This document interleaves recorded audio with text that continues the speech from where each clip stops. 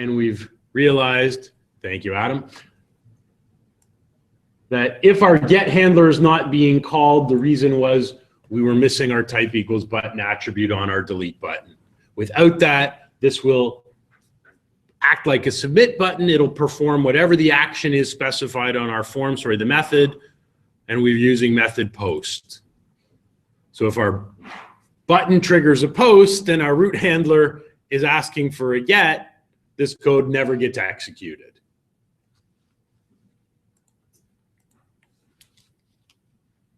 So what I want to do now is I want to take this application, I want to create a copy of our database, but I want to create it on MLab. I'll try to remember to call it MLab. I'm in the habit of calling it MongoLab. It's the same thing. Now, I asked you guys before the class even started back in January, I said, go to mongolab.com and create a free account for yourself. If you haven't done that, I want you to do that now. It just takes a second. If you have an account, that's great. Let's go to mlab.com. The MongoLab? It's the same thing. They've renamed it to MLab. So they've saved us like 5 characters worth of typing. So go to MongoLab. Let's log in, and we're going to create a free database on MongoLab.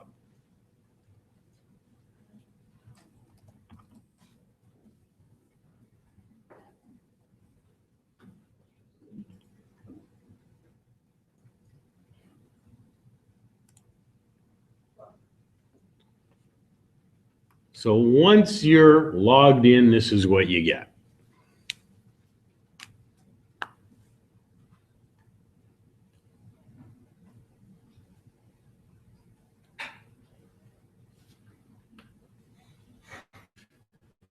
Now, one little caveat here. Unless you have a student pack with GitHub, which I've recommended you all have, when we go to deploy this to the cloud, we're going to need to put our database credentials in our application, and then we're pushing that to GitHub. So those credentials are going to be there. So my suggestion is when we create a database, don't use your favorite password for it. Just use like password 12345.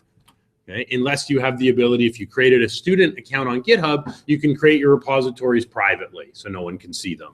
So, if you use your dog's name as your password for everything, don't use your dog's name for your database on MongoLab. I've tried to get a student thing with GitHub, and you have to request, and I requested at the beginning of the semester, and I still haven't heard back. Just contact them. What happens is they basically link your, so if you have a non-student account, give them the 2 usernames and say this one's a student account. Contact them and say, can you link them together so I have a student account? So I have a few databases here already. I'm going to create a new one. So I go over to the button that says create new, my little yellow lightning bolt.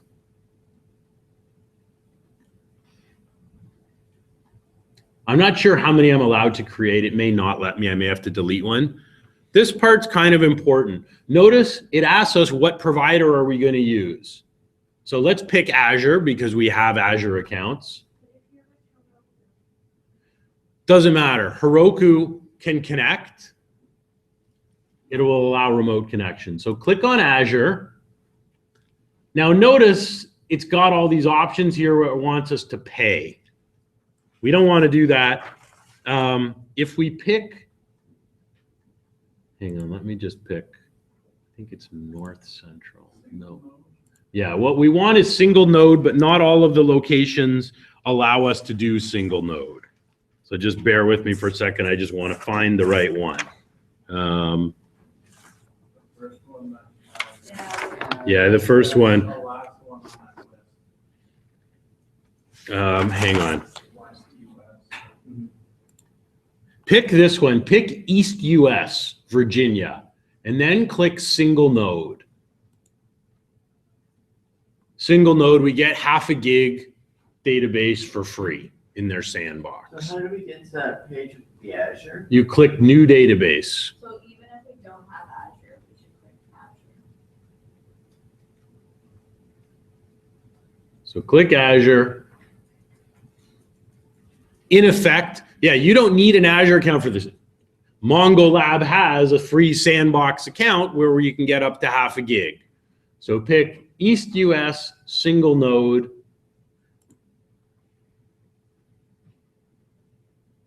Pick sandbox. Give your database a name. I'm going to call mine COMP2106.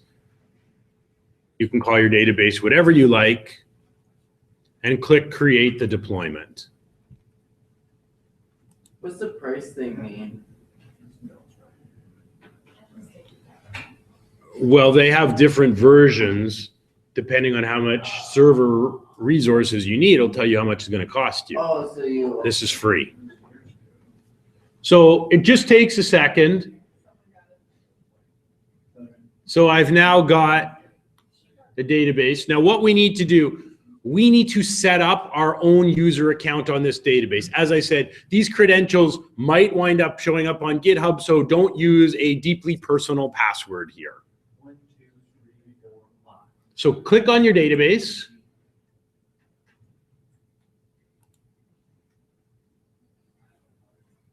And it'll tell you, there's a few useful pieces of information here. If we want to connect to it from command prompt, we run the Mongo command, and then there's the address to the server with our -u for you, and then our username -p and our password. That will allow us to run Mongo commands against our Mongo Lab database. This is what our connection string is going to look like in our node application. But it's also giving us a warning saying you can't connect to the database without a user. Click here to create one. So let's click here, create a user account.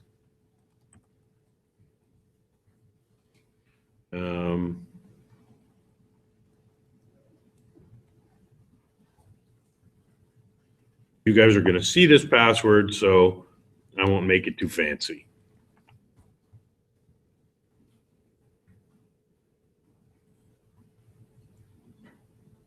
No, but I'm going to have to add this to my node application in a minute, so everybody's going to see it once I do. So we're all making our own. Yeah, but don't use a highly personal password, right? Because if you publish your stuff to GitHub, it's going to be there unless you have a private repository. Okay. So just make a fairly generic password. And this is the only one we need a very generic password for, right? Yeah.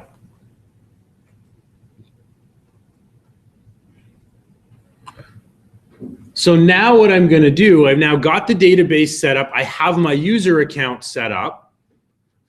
So now I'm going to want to connect. What we want to do is go to our shell and run the Mongo command, and those same 3 articles we pre-populated our local database with, we're going to populate our live database with those same, we'll basically seed the database with a few documents. So I'm going to open another command prompt.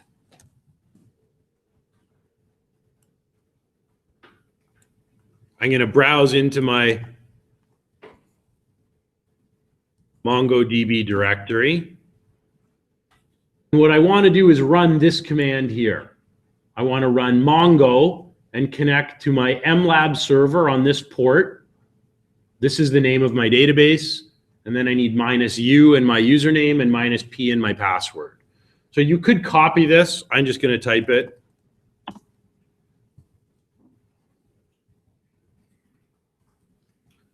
That's my server. You guys probably have the same server if we all picked Azure East. It's probably the same server and port. But you follow whatever the instructions MLab is giving you. Whatever you see here, that's what I'm copying.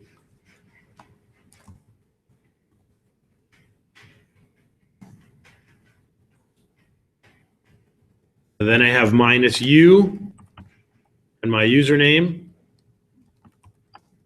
and -p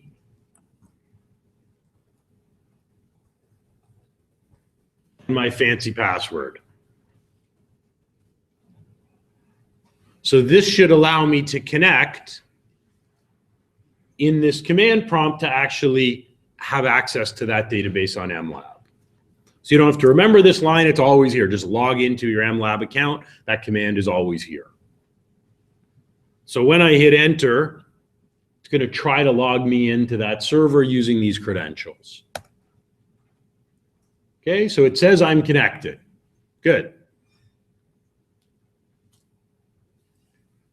So what I want to do is take this insert script that we ran back in lesson 6. I actually copied it onto Blackboard into the lesson 8 folder. So now that I'm connected, if I go into Blackboard and go to lesson 8, down at the bottom, here was that same script. I just copied this item. These were those original 3 article documents we seeded our local database with back in week 6. So I'm just going to copy that, go back to my command prompt where I'm connected to MLab. If I right click and paste and hit enter, I've now seeded the database with these 3 documents. Yes, Mac users, you probably need sudo. If I want to check, I can either run the db.find.articles here, or now if I click on collections,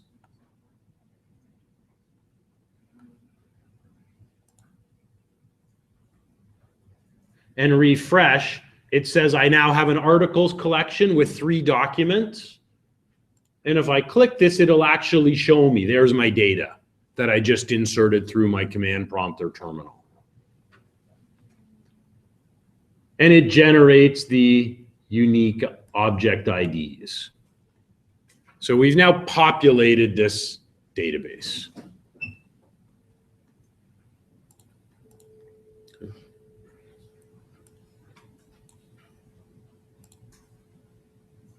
So I just ran this command here and supplied my credentials.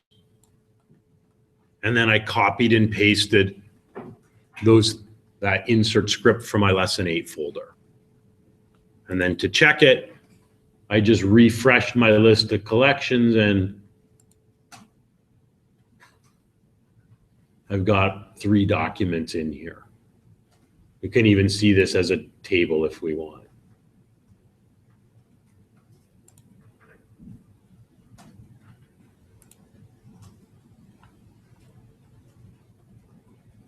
So there are my IDs.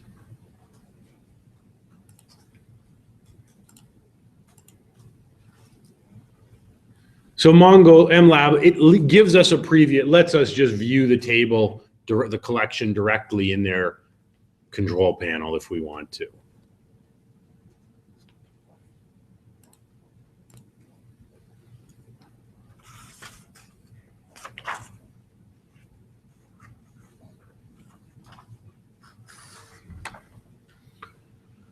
So I want to do 2 things in my Node application. The first one is I want to change my connection string. I want to disable my local database connection, and I want to connect to MLab instead and make sure our application still runs. The second thing we want to do is we're going to move that connection string out of our app.js. Typically, we store it in a separate file. Just like we did in ASP.NET, we had a web.config file that stored our database connection. When we built PHP applications, we created a db.php and we stored the connection there. We're going to do the same. We'll create a config file with a db.js file. But first, we'll put it into app.js and just try to get it running.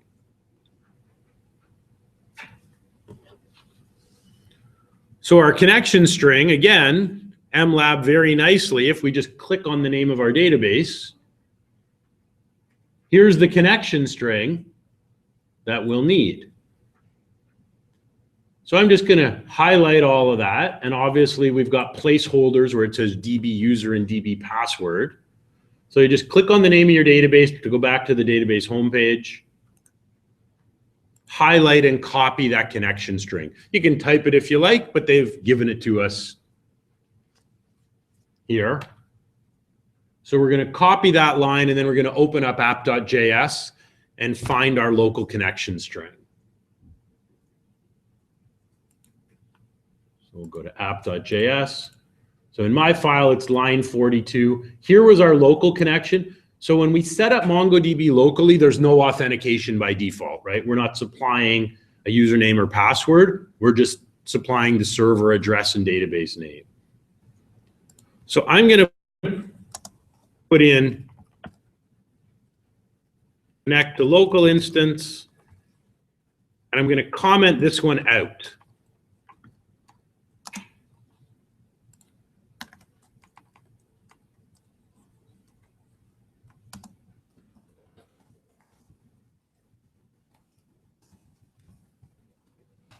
We'll put in a comment. This is for connecting to MLab. And now we'll need to put this inside of mongoose.connect. And in.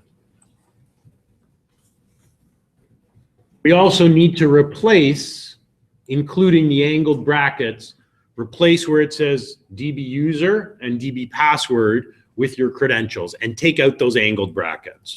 So there was my username, and here's my fancy password.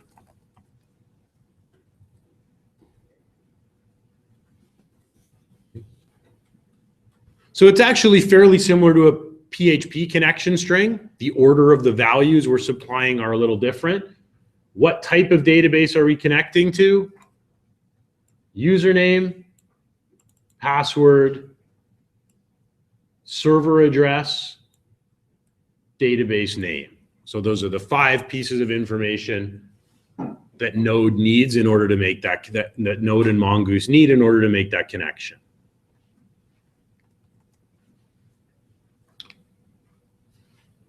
So if I go back, I'm going to leave my existing articles page open because right now it's still connected. The old version was showing data from our local database. I now want to try it. So here's, oh, I've already updated it. So now when I refresh, my application should have restarted. It says we're connected to MongoDB, but now I'm connected. Hopefully I'm connected to MLab instead of local. The way we can try this is obviously add or change some data. So I'm going to try and make a new article here.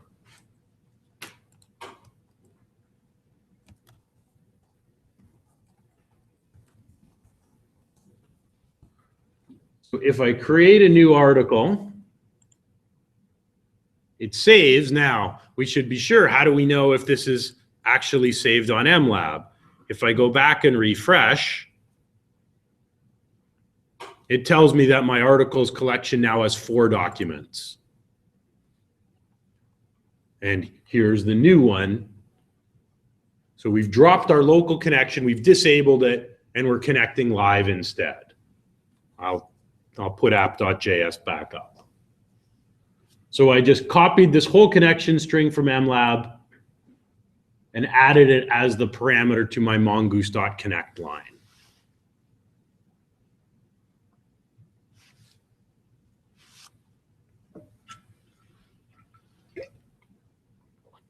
So now if I wanted to go and publish this application, if I wanted to push it to GitHub and then deploy to Heroku or Azure, my database will be active. We can try it.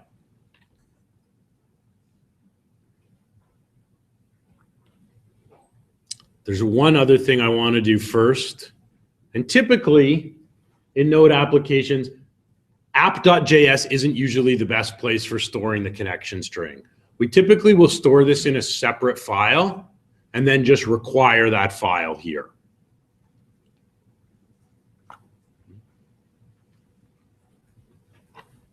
So what I'm going to do is I'm going to copy that connection string, including my credentials, copy that to the clipboard. And I'm going to make a new folder in the root. So I'm going to go right up to the top to lesson 8. And I'm going to make a new directory, which I will call config, which is a Node convention. So any configuration values, variables, we'll often put in files inside of a config directory. And then in here, I'm going to make a new JavaScript file, which I will call DB.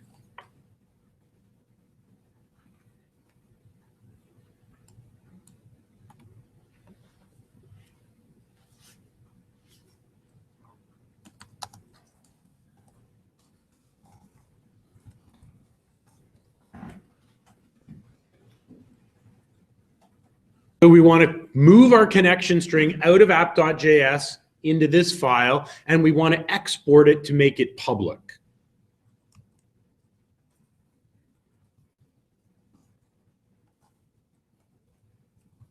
So I'm going to create a public variable, in effect, a global variable called URL, and I'm going to paste it in here.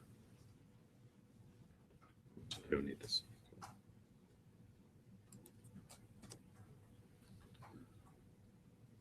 So this is kind of the Node and Express equivalent of writing our connection string in the web.config file of an ASP.NET application. We can now require this file in any other file, and then we can read the URL value.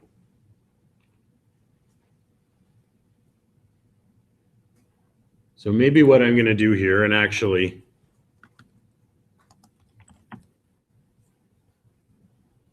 I'm going to put in both the connection strings, and I'll comment out the local one.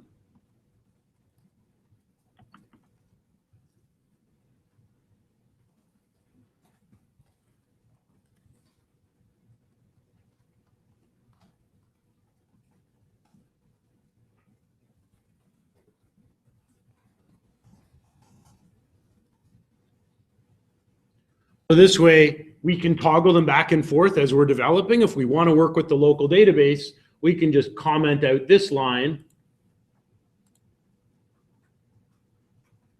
Oops. We can comment out our live one and use our local one instead.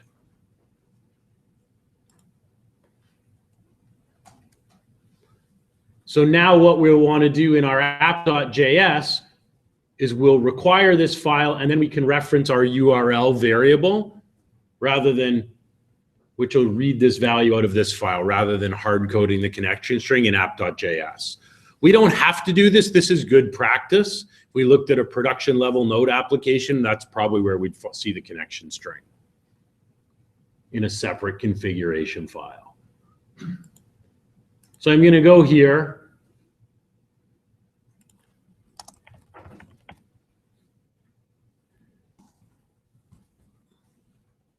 I'm going to comment this line out too. So we don't want to hard code it. What we want to do is read DB connection string from our config file.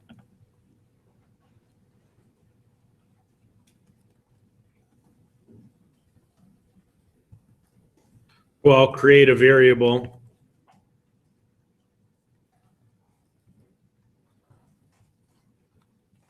that represents our database file we just created.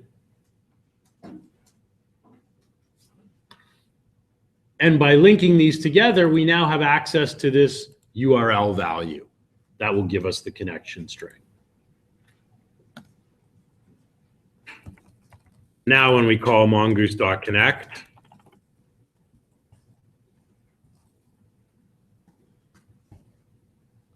so there's my code editor recognizes because we exported the URL value. It's public.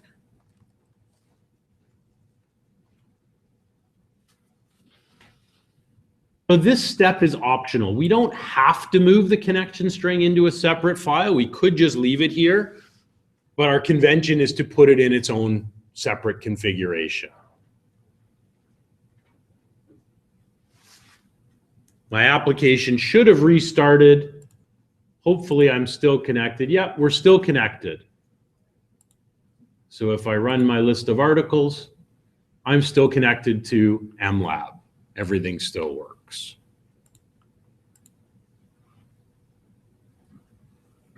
So again, this step is optional, but it's recommended. So from now on, if we want a different database, or in your assignment, which we will start to look at in the next week or two, not this week, you're going to need to use an MLab database. You should probably have a separate database file with that connection string. This will also make it easier, again, if you're working with somebody else potentially that you just have a separate database file, and rather than working locally, you can share a database on MLabs. You could both be working on the project at the same time, and you've got one copy of the database rather than two.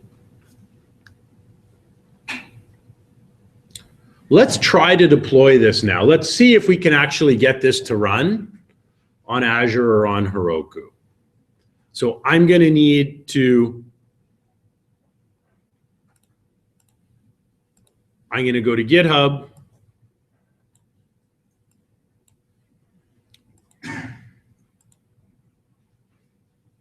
I'll create a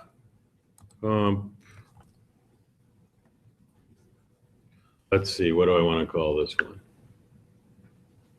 Because it's not the end of class files yet. Maybe I'll call it Prod Complete. Will be my repository.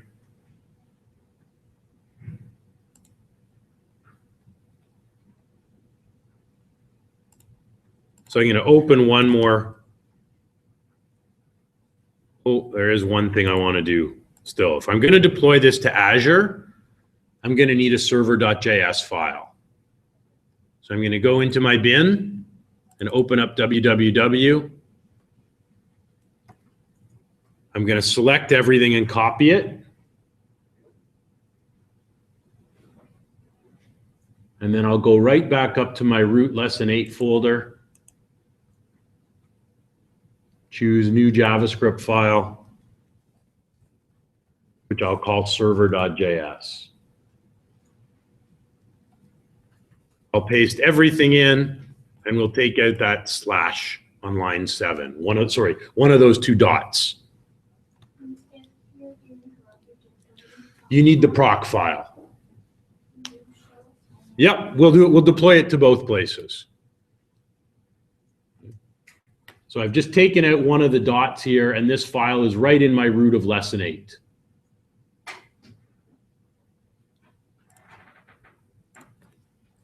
So I'll open up one more command prompt because 3 isn't enough. I want 4. Well, initialize git here. I'll add all my files with git add space dot.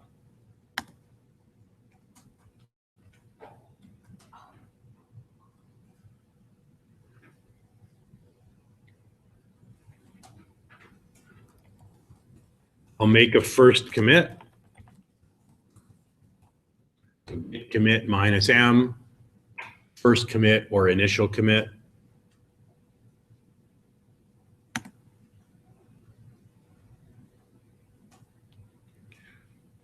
Now I need to add my repository. So I'm just going to go up online rather than type this. I'll highlight my remote add command and copy it.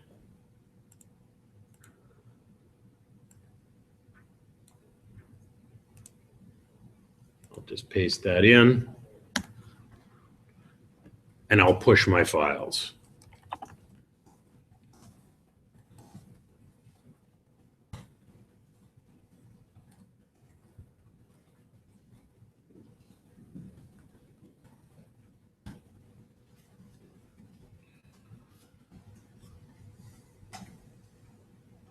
So everything is pushed now to GitHub. I don't have a README file. I'm not going to worry about that.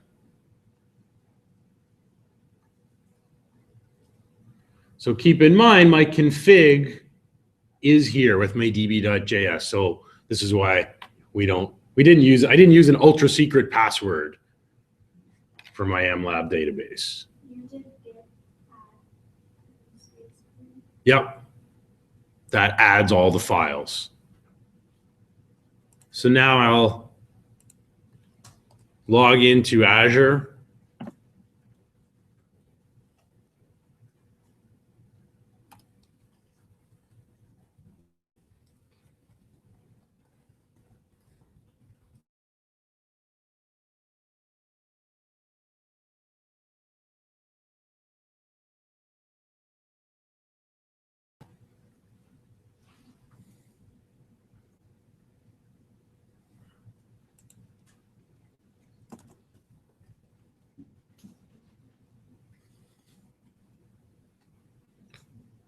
and I'm going to make a new site, and I'm going to deploy it from my new Git repo.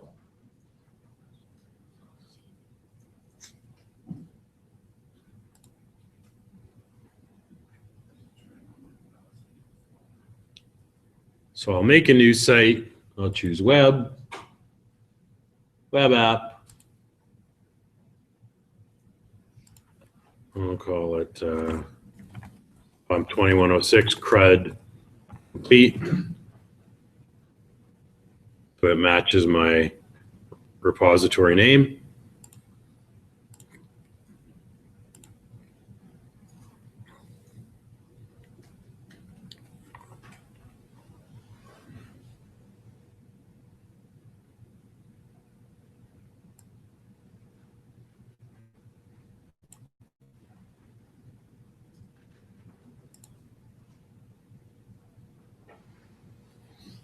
And I'll just let Azure chug along for a minute until it's finished setting up my new site.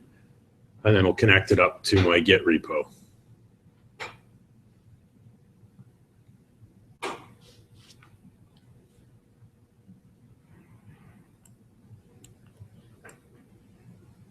So I will go to continuous deployment, deploy from GitHub.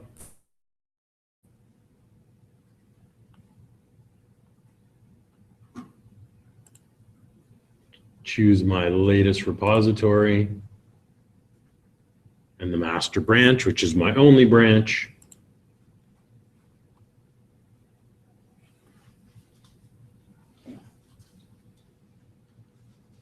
And if we can get this to run, then we'll set up the proc file and we'll try deploying it to Heroku as well.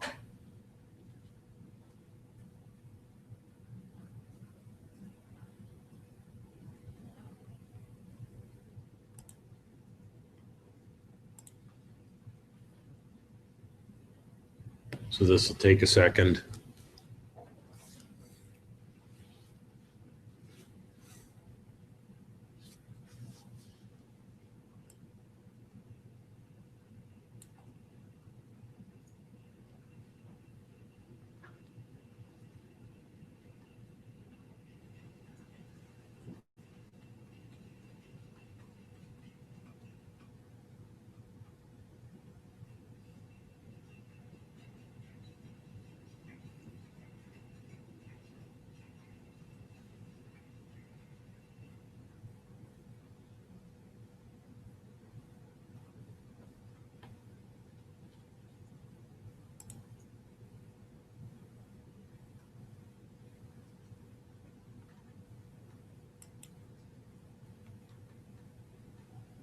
So it's got my commit message from my initial commit.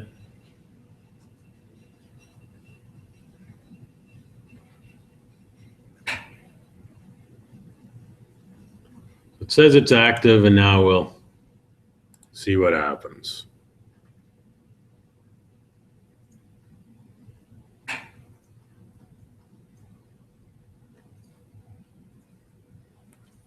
So our app loads, but the real test is going to be articles. Do we get our list of articles from MLab? Yeah, we do. So MLab is using Azure, so our web application is running on one Azure server, and basically our database is running on the Azure sandbox that they've enabled for MLab. So I can go in, I can edit an article, you know, now updating live on Azure. I can save that change. So now our whole applications, everything's in the cloud. The node end is in the cloud, one Azure server, and we're using the MLab. Basically, it's an MLab add-on through Azure for our database. If we want to do this through Heroku, we're going to need to make a proc file and a new commit to GitHub, and then we're going to need to deploy it to Heroku. We can try that as well. We'll still want the server.js as our startup file. So I can go and make a new file, call it proc file,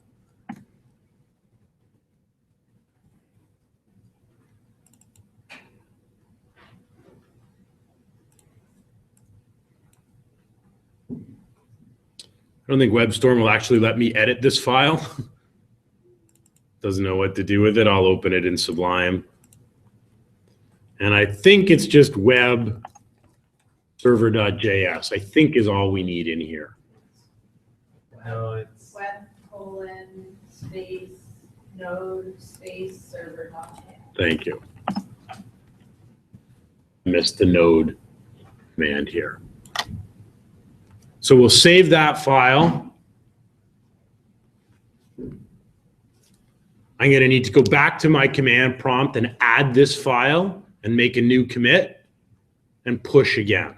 When you get add doesn't work. Like when I do it, it doesn't do anything.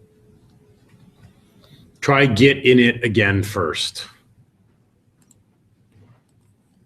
So now I'll run git add proc file. I don't need to add anything else because I haven't made any other changes. Now I'll do a second commit -m added proc file for Heroku. Will be my commit description.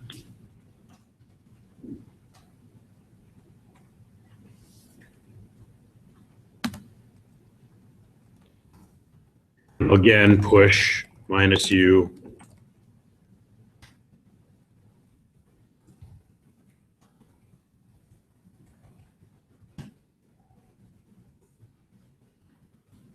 So I've pushed to GitHub. My proc file is now here. So now we can try deploying this to Heroku as well.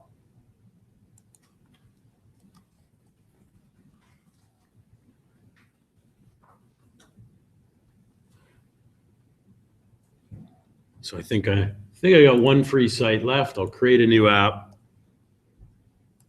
We'll call it COMP2106 CRUD complete. Of course, is available. Who would name their application that except for me? So I'm going to deploy from GitHub.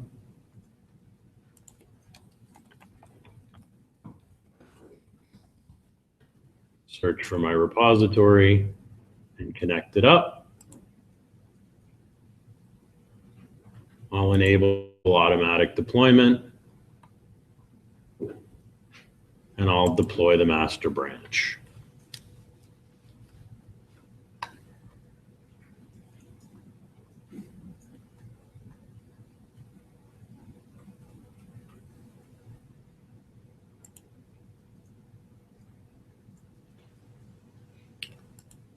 So my articles list still works. It's connecting to MLab.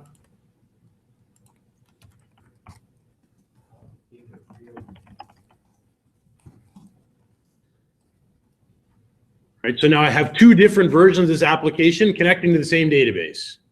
So I can add a new record from my Heroku version. And if I go back and refresh in Azure,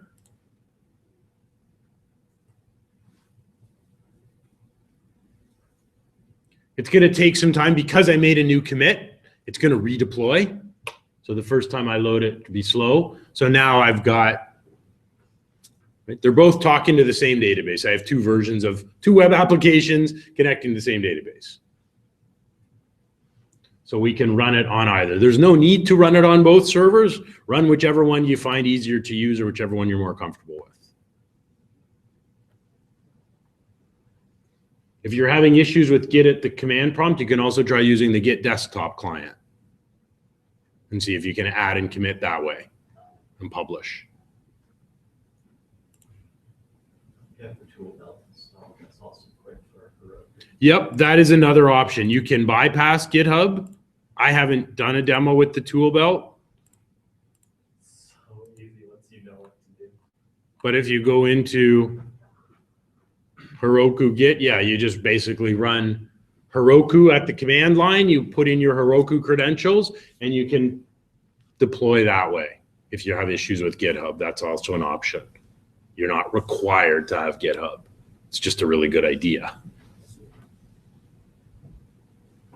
It's great because if you have the tool tool belt installed, you need to open up your application. You can just type in Heroku open. Yep. Goes right up. So there's the proc file. Again, this is the identical proc file we've created when we used Heroku before. There's nothing different here.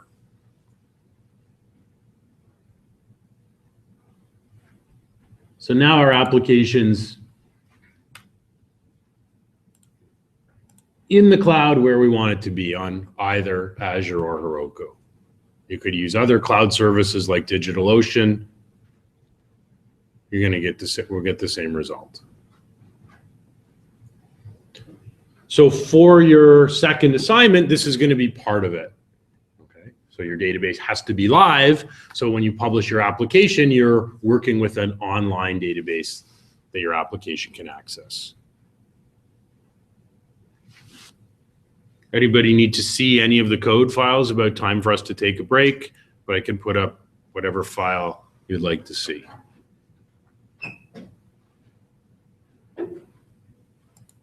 Oh, can I see the DB file? Yep. I'm just going to stop my screencast.